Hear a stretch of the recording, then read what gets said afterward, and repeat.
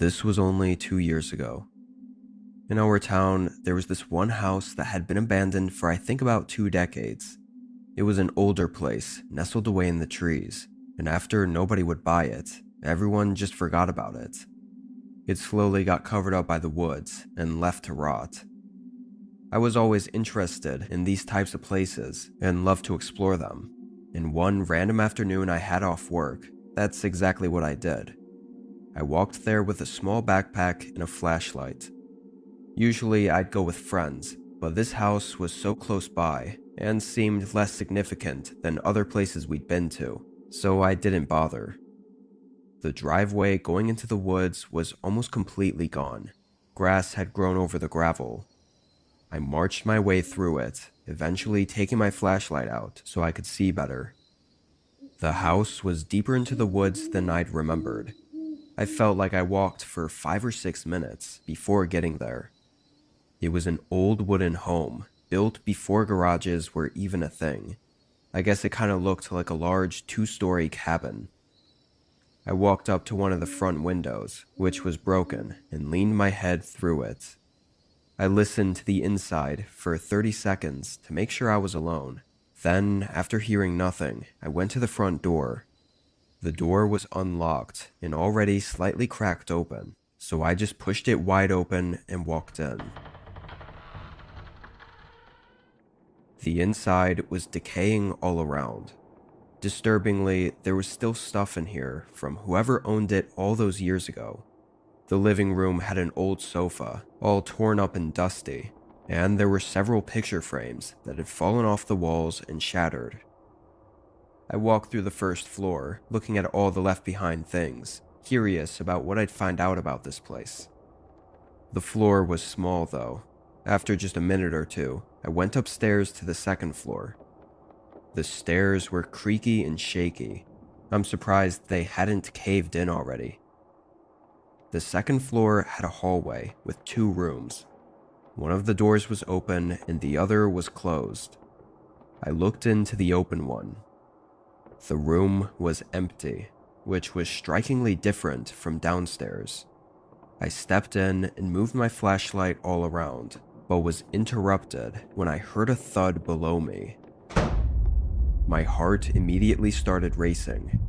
It didn't sound natural, like a noise the house would make. I hurried down the stairs and waved my flashlight all around.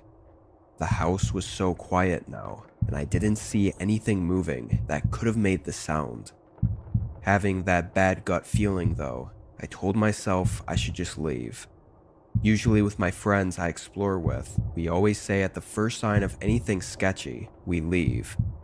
Being alone, I definitely wasn't staying. I quickly walked down the hallway, still moving my flashlight all around. But when I got to the front of the house, the door was shut. I had left it wide open. I hurried up to it and pulled the handle, but it didn't move. It was locked or bolted closed on the outside. I immediately started to panic, knowing someone else had to be here with me and just locked me in. I ran over to the broken window and jumped out. I didn't see anyone as I sprinted into the woods, turning my flashlight off and staying off of the path.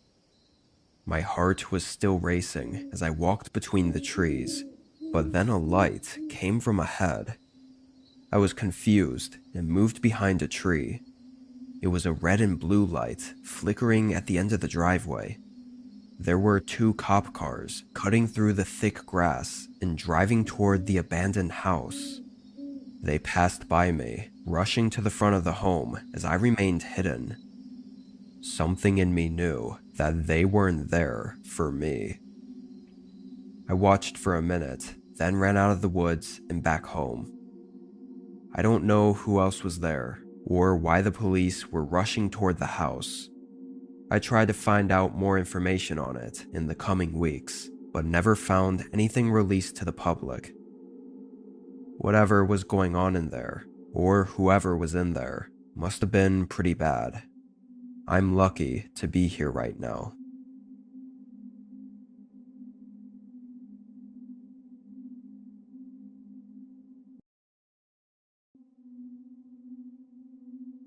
It was 2016. I lived with my two best friends, who I'll call Jason and Andrew for privacy. We were all roommates in an apartment in the city while we finished up our last year of college. Because we were all in school and had jobs, we didn't often have a lot of free time. When we did though, our usual activity that we all enjoyed was hiking, or I guess just exploring in general.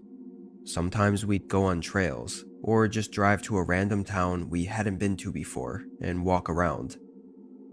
This week, we all had Friday and Saturday off, so we wanted to find something to do on Friday night. Andrew had happened to hear from a friend earlier about this decommissioned factory on the outside of the city. It sounded cool, or interesting at the very least. None of us had done something like this before though, so we were all hesitant, but in the end we said screw it and just decided to check it out. We hopped in Jason's car and drove to the edge of the city. We live in the Midwest, so the city sort of abruptly ends and turns into flat land that goes on as far as you could see. That was basically where this factory was. We didn't know its exact address, if it even still had one, but we found it on Google Maps using the satellite view. We parked a block away at a gas station, then got out and walked the rest. The whole street to get there was empty. No cars or people anywhere. It almost felt like the entire block was abandoned. The factory building was way bigger than any of us were expecting. It was massive, with railing-type structures all over the outside, and tons of graffiti in places I don't even know how people were able to get to. The chain-link fence had barbed wire across the top, but in several spots it had clearly been cut open and moved from others sneaking in. We crawled over and made our way up to the metal door at the front, which was already open. As soon as we stepped inside, chills ran through me. The whole building was swaying, and the metal was creaking and groaning. It was windy outside, so it made sense, I guess, but it still added to the eeriness of the place. All the lights were off, of course, so our only light was some cheap flashlights Andrew had lying around his house. This main room we were in was full of huge, rusted machinery and narrow pathways between them. We all stayed in that room and kind of just wandered around. Eventually, I wandered to the end of the room and into a hallway, but before entering, I checked over my shoulder and saw one of my buddies was not too far behind me.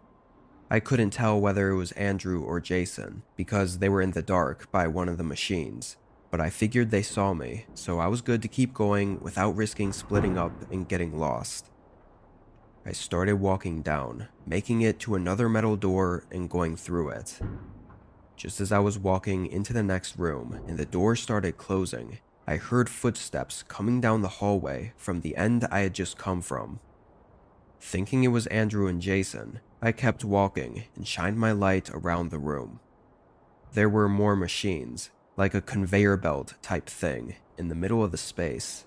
But along the ceiling was a walkway, or catwalk, and I could see a ladder hanging down on the other side. As I was looking, I heard the door open and close behind me.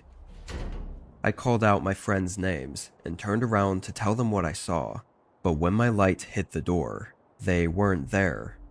There was no one. I almost thought I was crazy for a second, but I knew I heard the door open. "Andrew? Jason?" Their names rang across the room, but they didn't reply. I started carefully walking over to the door, feeling my mind start getting worried. I opened the door and shined my light down the hallway. It was empty. What the hell? I didn't have time to think before hearing a slight crumble on the ground behind me. I whipped my light around.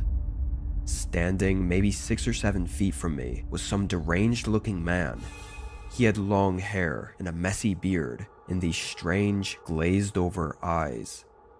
He instantly started sprinting at me like he was trying to tackle me. I backed into the hallway and slammed the door on him, then sprinted for the other end. I could hear my buddies calling out to me like they were trying to find me. I ran into the room and yelled at them to leave. We all ran out. We made it to the fence and left. I explained to them what happened on the way back to the car. Whoever that guy was hiding in the building had followed me into the hallway and into the room where I was alone. Obviously, he was trying to wait for me to split off from the group before attacking me.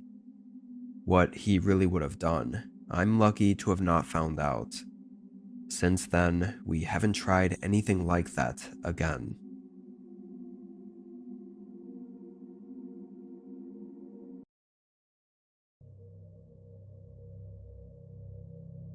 This was nearly 5 years ago from when I'm writing this. I was in high school at the time, and my best friend was a guy named Colton. We hung out most days after school and just found random places to go to hang out at. Anyway, this was right after our school let out for winter break, so we had a ton of time and nothing to do. We spent this whole day just chilling at his place and playing Xbox, but we eventually got bored. We felt like walking around or going somewhere. Now, our whole town always knew about this creepy church that sat at the end of a deserted road. It was kind of blocked out by trees since they stopped keeping up with it. It had been abandoned for as long as I'd known about it, but even though we always knew about it, it had never really come across our minds to explore it. When I was a kid, I was always terrified of it, but for some reason now, I was a little bit more intrigued. So, when me and Colton were walking around the edge of town and happened to pass by the deserted road to the church, we decided to check it out. At least to walk down the road and see what it looked like nowadays, and if nobody else was there, maybe look inside. It was already dark out, but the moon was bright enough for us to still kind of see where we were going. We also had our phones on us in case we needed a flashlight. The road was awful. It was cracked and had thick vines and bushes growing between the pavement. By the time we got to the end of it and looked back, we couldn't even see the street we'd just come from. Looking at the church, though, it was way creepier than I'd remembered. It looked like the forest had engulfed it. Even the fence going around the courtyard was almost unrecognizable because it was drowning in the tall plants that covered it. We made our way through a broken section. It was very quiet as we approached the church. We didn't see any lights or hear anything to indicate anyone else was here, so we walked up to the large entrance door and pushed it open. The sound it made was like bending wood, creaking and scraping its way across the floor. It echoed through the whole room. Both of us stayed at the doorway for a minute and just looked from there. What was really odd, and also kind of creepy, was that the whole room, full of rows of benches, looked almost untouched. There wasn't any debris anywhere, or even graffiti like you'd expect from an old place like this. I stepped in, and Colton followed behind me. I slowly walked down the aisle, just looking around at everything. Each step we took echoed throughout the vaulted ceilings, but when we got closer to the end, there was a sudden thud. It rang through the whole church. Both of us jumped and quickly got our phone flashlights out. We couldn't tell where it came from though. The sound kind of took over the whole building and echoed all around. We stood still and moved our lights around, looking for anything that had caused the sound, but we really saw nothing. Colton thought he saw another room closer to the entrance, and maybe something had fallen over in there. Regardless, we kept exploring. I walked to the end of the hall where the podium was. I stood up there and looked back down at the way we came. It was so dark by the entrance, even my light couldn't reach that far. After a minute, Colton said he wanted to check out the other room, so we both headed over there. On the side wall was a door. I opened it and shined my light in. From just a quick look, I couldn't tell what the room was. We walked in and looked around. There were chairs stacked up against the wall and a bunch of boxes everywhere, like storage or something. While we were in there, we heard a subtle sound. We both stopped moving. It was a light thump, and then another. It sounded like someone walking down the aisle we just came from. Both of us froze up. The sound was coming from the podium area, walking down toward the entrance. We could only see out the thin crack in the doorway of the room we were in, but we stared at the darkness out there and waited as the sound got closer. Then, for a split second, someone crossed through the dark and out the front entrance door. The footsteps then stopped, and we held our breath as we waited, before we heard the door creak closed. We looked at each other in fear. Neither of us knew whether to try running away, or hide, or what to do. We ended up just waiting in fear for several minutes, until we thought whoever it was had left the area. Then we sprinted out of the room and out the entrance. We didn't stop running until we got down the deserted road and onto the street. We don't know who was in there, but they came from the end of the church that I had just been at. There was no doorways over there, so they had to be hiding or something, somewhere right next to me. That is, if it even was a person. At this point, years later, I can't even say anything is for sure.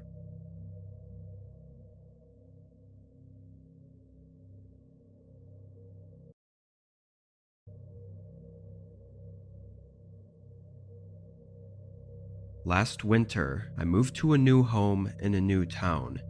I'd only visited the town once for a job interview, and once I got it, I pretty much had to move there. It was a really big step up in my career, so I was really eager for everything to go well. Because the town was kind of in the middle of nowhere though, it made the moving process not so ideal. I had to find a home for rent online and go through the process that way. I know it's not the best way to go about it, but I thought it'd be okay since I'd only be renting for a year and I could always find somewhere else afterward. On December 1st, I packed up everything in my truck and made the drive. I only stopped to fill up the tank along the way, but even then, I didn't make it into town until 9.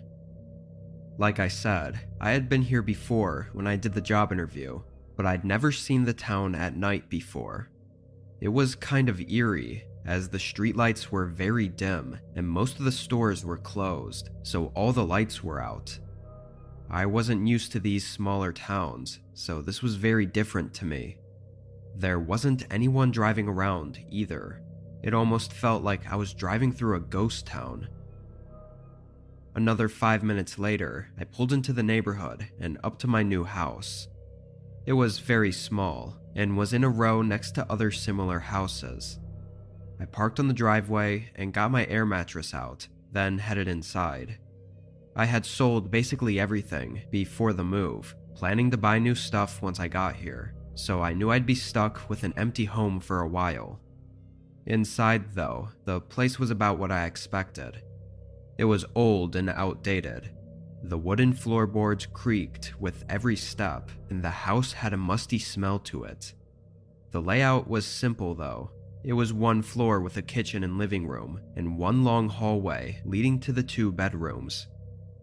After quickly looking around, I turned the lights back off and went into the master bedroom, tossing the air mattress down and turning on the pump to get it full. I sat on the floor, tired from the long drive and the stresses of moving, but as I was sitting there, I heard a creak from the other side of the house. It was just one small creak, but it was very distinct, sounding exactly like one of the floorboards. My initial thought was that it might be a raccoon or something that had taken up shelter in the empty home. So I got up and went down the hallway toward the living room. I didn't even bother walking to the front of the room to turn the lights back on. I just glanced around. The room was just as empty as it was before though. I didn't see any signs of anything. I figured it was nothing. Maybe being tired and stressed made me overthink it. After all, this was a new home, so I wasn't familiar with any of the sounds it may be making. I went back to the bedroom. The mattress was full now, so I tossed a blanket on it and laid down. Tomorrow I had a lot to do, so I wanted to get as much sleep as I could get. Despite the not so great setup, I passed out pretty soon after laying down. When I woke up, I remember opening my eyes and seeing absolute darkness. It looked like I still had my eyes closed. That's how dark it was. I knew it was sometime in the middle of the night, so I closed my eyes again to try and fall back asleep when I heard something from just in front of me. It was one of the floorboards creaking. My eyes shot open again, and I quickly sat up. I stared ahead at where I heard the sound, but still, I couldn't make anything out. I sat there motionless. It was so quiet, I could hear my heart beating as I felt a disturbing sense around me. Then there was another creak. It was further to the left of where the last one was. In my head, I started to panic. Part of me didn't even think this was real, like maybe I was still half asleep or something. Before I could shake the feeling, there were 4 consecutive creaks, each sounding further toward the back of the room. Then there was a moment where I felt like I could see the slightest shape of something in the dark before the bedroom door swung open. The moonlight shining into the hallway immediately illuminated a man as he moved from my bedroom and into the hallway. I heard him sprinting to the other side of the house as I got up and rushed to turn on the lights. By then, the front door was wide open. From the glimpse of him that I got, he looked around 40 years old, with worn clothes and boots. That was about all I could see.